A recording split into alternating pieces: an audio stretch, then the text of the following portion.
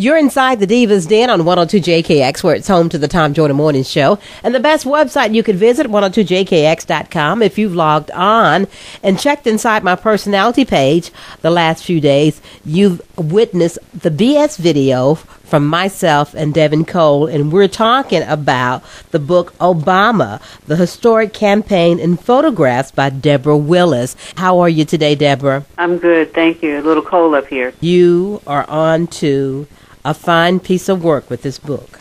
A lot of people have shared that moment, and it is a fine piece based on the subjects. You know, I think that's what created this project, was the response to Obama's campaign and also the man, Barack Obama. It was a reciprocal kind of experience on both sides of the camera and both sides of the page.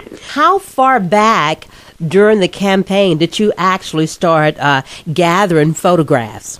I started gathering photographs midway during the campaign, but the photographs began when he announced he was going to run for the office.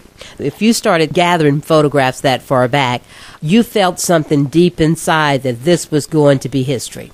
I felt it early on. I met my editor. We met a number of times discussing the idea, and what we realized that the support that he had early on garnished the attention. And we also see that the photographers also felt the same way.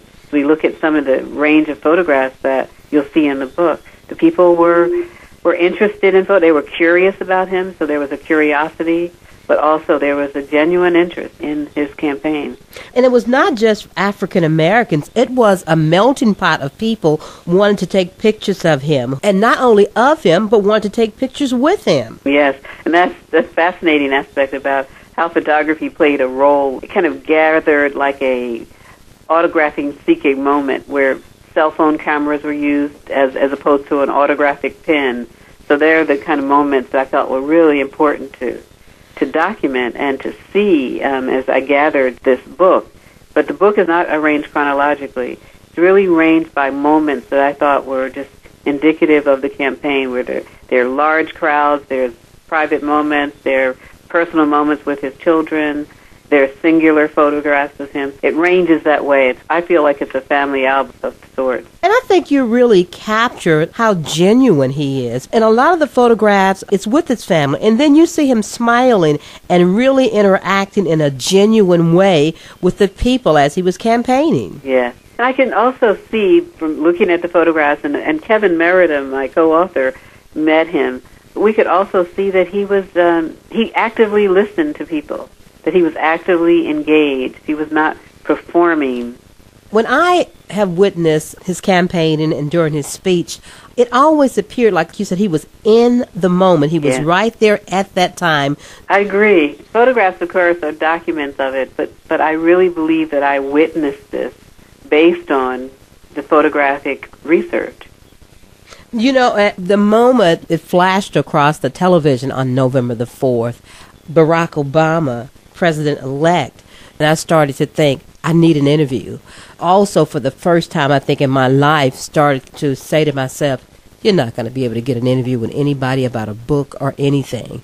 And lo and behold, I opened up an email from blacknews.com. I said, is that a book about Obama? That's amazing. And excuse me for saying this to anyone who's an author. I thought, oh, okay, this is something somebody threw together quickly, and it's not and it's not going to be worth me even talking about. But when I talked to your publicist, got a copy of the book, and opened it up, I was excited because this is a fine piece of work. We did get it done quickly, but we didn't rush it through. And I think that was the main point that we wanted to make. Kevin spent a lot of time writing articles about the campaign over the months, and he followed the campaign closely as a Washington Post journalist. But I also gathered photographs for a long time.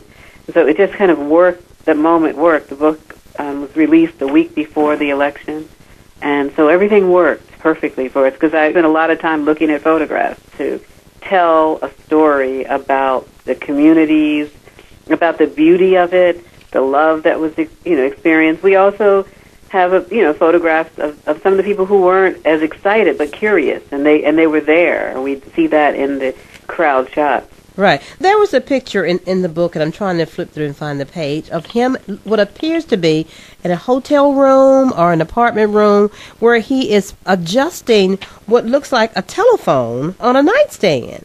Yes, it was one of his walk in my shoes days. Right. He was in California, in San Francisco, and he is spending the day or night in someone's living their life.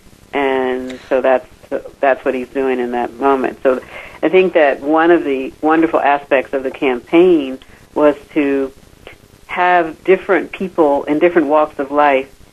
He steps in their shoes, and so there was an experience that he wanted to have that related to the everyday life of American people, and that's why I selected that photograph. You see, the photographer was able to capture a really warm light table. Exactly. Really warm light. And another picture that my midday personality and I kind of joked about on my little BS video was the picture of the lady who had the necklace made of the Scrabble chips. Oh, wasn't that just wonderful? Yes. The close-up of it, that artist, I mean, the artistry that derived from the campaign, that people were creatively carrying buttons and T-shirts, but I thought the art that they created with the campaign was just fascinating. And a Scrabble game is about language and it's about knowledge, so there's a way of looking for points with that. So I thought that was really great. Now, I want you to tell our listeners your website. The website is harpercollins.com, and the book is The Historic Campaign in Photographs.